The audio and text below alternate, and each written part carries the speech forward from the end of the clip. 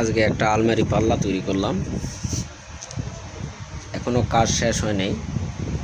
আশা করি আপনাদের দোয়ায়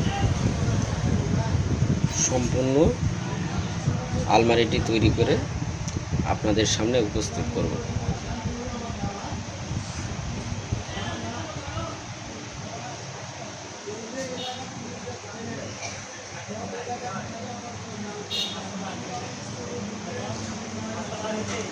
নিজে হাতে কাটা ডিজাইন।